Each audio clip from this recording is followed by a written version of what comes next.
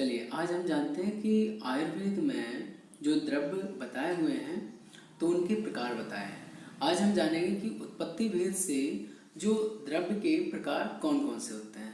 तो हम देखते हैं कि पहला है हमारा जंगम और दूसरा है हमारा औदविज, तीसरा हमारा पार्थिव। तो जो पार्थिव है और जो औदविज जांगम, ठीक। तो अब हम यहाँ ये देखते हैं कि जो जांगम है तो जांगम में चरक ने बताए हुए जैसे मधु जो कि हमारे मधुमक्खियों द्वारा प्राप्त किया जाता है। नेक्स्ट है कि हमारा जो गोरस, गोरस का मीन्स होता है कि गाय के द्वारा या गाय के दूध से जो बनाए हुए जो पदार्थ होते हैं जैसे दूध, घी, इन सभी को हम गोरस कह सकते हैं। नेक्स्ट है पित्त। पित्त का हम प्रैक्टिकली अगर यूज देखा जाए तो पित्त का हम यूज अक्सर जो योनि व्यापक अध्याय में हमें प्राप्त होता है। वहाँ देखते हैं कि जो मछली है तो उनका पित्त का यूज किया जाता है। उसी प्रकार से देखते हैं कि भाई बसा, बसा को हम चर्बी भी कह सकते हैं, इसका भी हम ट्रीटमेंट में यूज करते हैं। नेक्स्ट है मज्जा। तो मज्जा का प्रैक्टिकली अगर देखा जाए तो जिस किसी की जैसे बोन डेंसिटी अगर कम है तो उसके पेशेंट में हम मज्जा बस्ती दे सकते हैं। अगर किसी को ब्रेन टीबी है तो उनमें भी हम मज्जा बस्ती का यूज कर सकते हैं। अब है रक्त। रक्त जिस किसी में भी रक्त की कमी है तो वहाँ हम बकरे का या हम खरगोश का रक्त हम दे सकते हैं मेडिसिन के तौर पे, ठीक।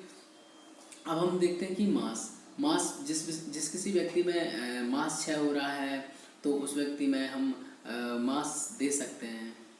अब उसी प्रकार से हम देखते हैं कि बिड और मूत्र, ये सभी लोग जानते हैं कि बिड और मूत्र क्या होता है और किस तरीके से यूज किया जाता है।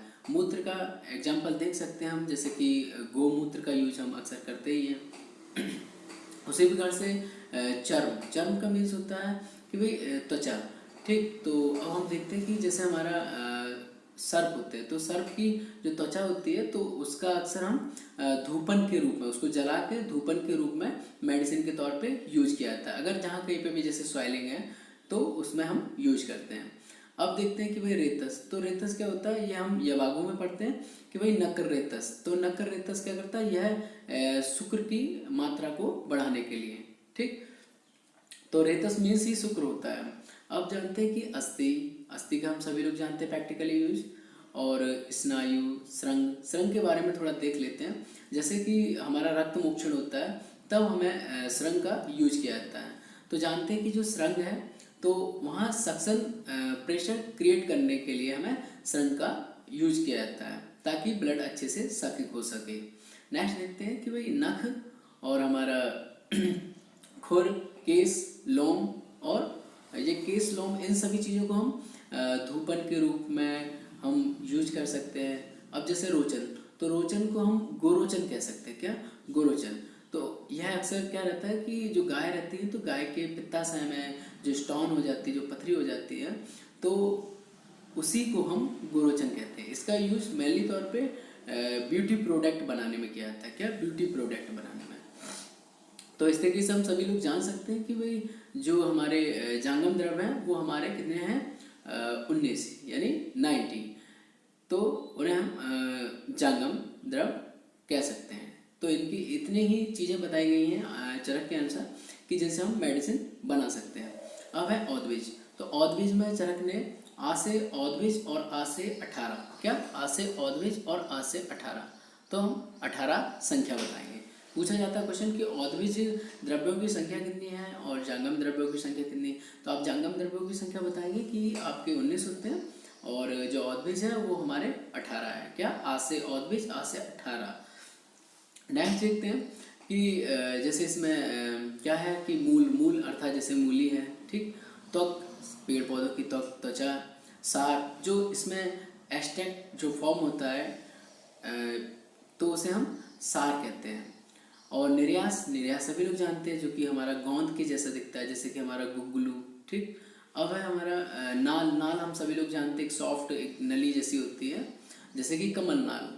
अब स्वरस, स्वरस सभी लोग जानते हैं कि भाई जो हमारे पत्र हैं ताजे ताजे उनको निचोड़ कर जो प्राप्त किया जाता है उसे स्वरस कहा जाता है।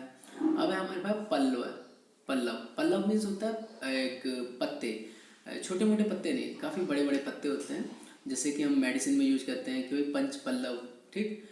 अब जैसे क्षार है, तो क्षार के बारे में हम सभी लोग जानते हैं कि जैसे अपामार क्षार हुआ है, तो अपामार क्षार को कैसे बनाते हैं हम सभी लोग जानते हैं भाई। पहले उसे हम एक जला देते हैं, जलाने के पश्चात जो राख बनती है उसी राख को हम क्षार कह सकते हैं। अब है क्षीर। क्षीर को हम प्रैक्टिकली रूप से देखा जाए तो जैसे स्नोही क्षीर, ठीक, तो इनका भी हम मेडिसिन के तौर पे यूज करते हैं। फल, पुष्प, भस्म, तेल, कंटक। कंटक में अगर देखा जाए तो जैसे कि हमारे गोक्षुर हुआ, ठीक है, इनको भी हम कंटकारी कह सकते हैं, उनका भी यूज करते हैं। अब उसी प्रकार से देखते हैं कि पत्र है। पत्र को तो सभी लोग जानते हैं किस तरीके से मेडिसिन में यूज किया जाता है। और शुंग। शुंग क्या होते हैं कि यह छोटे छोटे और बड़े ही सॉफ्ट कांटे होते हैं, तो इन्हें हम शुंग कहते हैं। नेक्स्ट देखते हैं कंद। कंद भी एक जड़ के ही जैसा होता है, इसे हम कंद कहते हैं। और प्रारोह। प्रारोह का मीन्स होता है कि जो कलिकाएं, क्या प्रारोह मीन्स होता है कलिकाएं, तो कलिकाओं का यूज भी हम मेडिसिन के तौर पे यूज करते हैं। जैसे कि आप लोग सभी लोग जानते हैं कि जैसे बट की जो कलिकाएं होती हैं, ठीक है, जिसका प्रैक्टिकली देखा जाए तो पुंसवन कर्म में हम पढ़ेंगे उसके बारे में। तो ये 18 बताए गए हैं। अब देखते हैं कि औद्भिज के जो भेद होते हैं तो वो कितने होते हैं। औद्भिज के भेद हमें 4 बताए गए। कितने? 4 बताए गए, जो कि हमारे धरती को फाड़ कर निकलने वाले औद्भिज कहलाते हैं। तो वनस्पति, वानस्पत्य और विरुद्ध और औषध। अब देखते हैं कि फलाः वनस्पति पुष्पे वनस्पत्य फलेरपि औषध्य फल पाकंता प्रताने विरुद्धा स्मृता, इस तरीके से। तो सुश्रुत जी ने बताया है और चरक जी ने भी बताया है कि भाई जो 4 प्रकार हैं औद्भिज के, उनको हम कैसे डिफाइन करेंगे, कैसे पहचानेंगे हम उन्हें। तो देखिए जैसे कि हमारा सुश्रुत के अनुसार वनस्पति है, तो वनस्पति के बारे में हम जानते हैं कि वनस्पति में क्या होता है कि आपुष्पा फलवंतो वनस्पत्य, ठीक। तो आपुष्पा है, फलवंतो, यहाँ ये फूलवंतो लिखा है, ये फलवंतो है, तो फलवंतो वनस्पत्या। तो यह अपुष्पा विदाउट पुष्प की, फलवंतो यानी यहाँ फल बनता है, क्या? फल बनता, ठीक। और वनस्पत्य, तो इसे हम वनस्पति कहते हैं। इसको एक ट्रिक तौर पे याद कर सकते हैं कि भाई जो पत्ती होता है तो वो क्या है कि फल देता है। क्या देता है? फल देता है। कभी कभी मार्केट जाके अक्सर बीवी को फल देता है वो। नेक्स्ट देखते हैं कि वृक्ष। तो वृक्ष में क्या है कि पुष्प फलवंतो वृक्षा, ठीक, पुष्प फलवंतो वृक्षा। तो इसका मीन्स होता है कि जिसमें फूल और फल दोनों ही आते हैं। तो ये अक्सर हम सभी लोग देखते हैं कि भाई इसे हम क्या बोलते हैं? वृक्ष बोलते हैं। और जैसे वनस्पति में क्या देखा जाए जिसमें फूल नहीं होते हैं और केवल फल होते हैं, तो इसे हम बट एग्जाम्पल तौर पे कह सकते हैं। और बाकी जो जनरली जो पेड़ होते हैं उन्हें हम वृक्ष कहते हैं, जिनमें फूल और फल अक्सर आते हैं। विरुद्ध। विरुद्ध का मीन्स होता है लताएं। क्या? विरुद्ध का मीन्स है लताएं। तो इसमें कह सकते हैं कि प्रतानवत्य स्तम्भनिश्च विरुद्धा। क्या? तो प्रतान मीन्स होता है जो लटकने वाली होती है, क्या? जो लटकती हैं, ठीक है। तो उन्हें हम विरुद्ध कहते हैं या लताएं कहते हैं।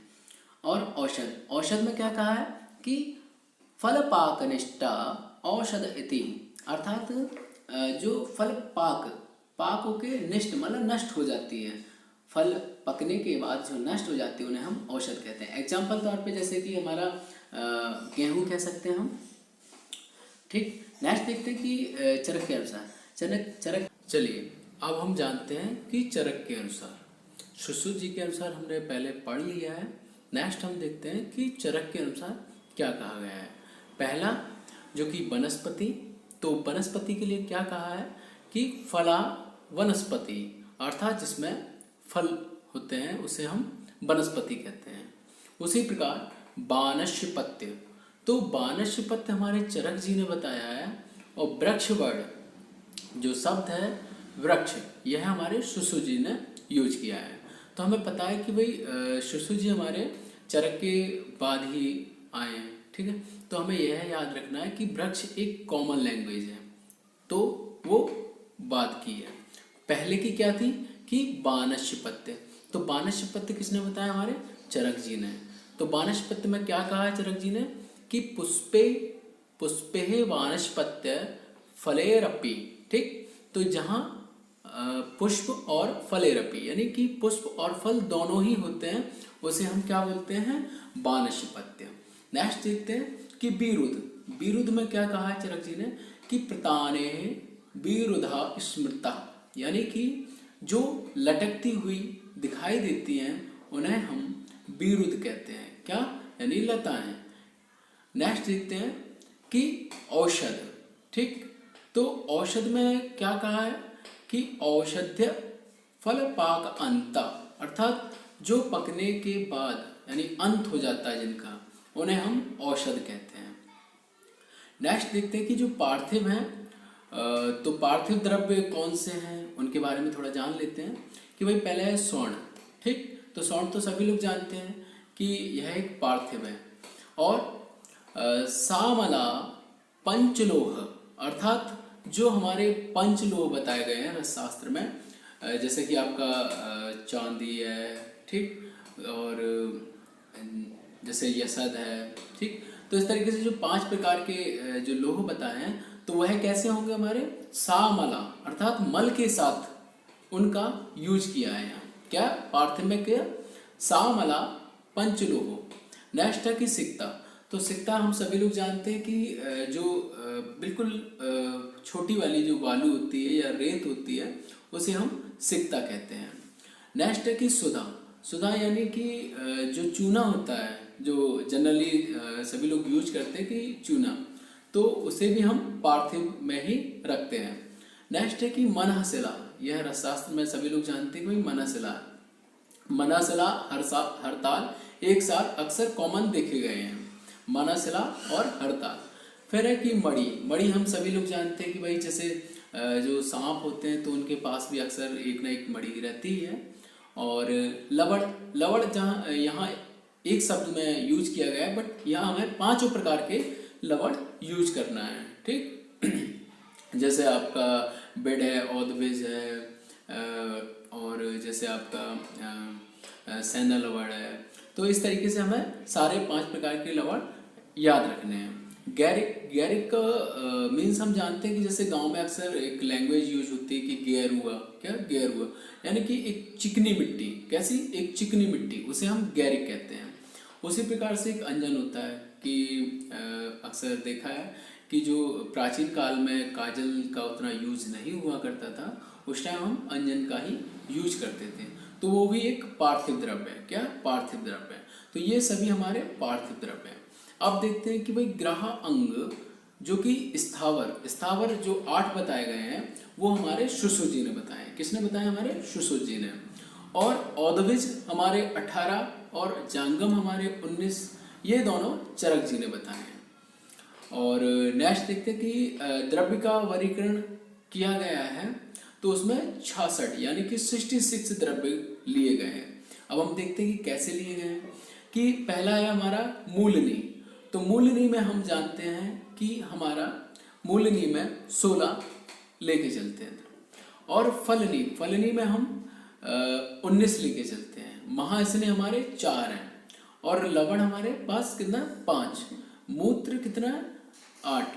दुग्ध भी 8 होता है। शोधन वृक्ष कितने हैं हमारे? 6। ठीक, तो एक बार हम इसे पहले फिर से दोहराते हैं कि जो मूलनी है, कहते नहीं कि 16 है ना, 16 भड़का। तो कैसे भड़का भाई? कि मूल होता है व्यक्ति का, हर किसी व्यक्ति में छुपा हुआ रहता है, लेकिन जब भड़कता है तो 16 भड़कता है। क्या? मूल। ठीक, तो मूलनी से हम जान सकते हैं। फलनी में हमें सभी पता है कि भाई 19 या 90 में मतलब फलनी है। महास्नि सभी जानते हैं कि भाई घी, तेल, बसा, मज्जा, इसे याद करने की कोई ज़रूरत नहीं है। ठीक है, ये सभी को याद है। नेक्स्ट देखते हैं कि लवण 5 प्रकार के हैं। और अष्टमूत्र जो, और दूध भी 8 ही होते हैं और मूत्र भी हमारे 8 ही होते हैं। और शोधन वृक्ष ये 6 बताए गए हैं। इनके बारे में हम डिटेल से नेक्स्ट बार पढ़ेंगे। चलिए आज का लेक्चर यही समाप्त करते हैं। नमस्कार।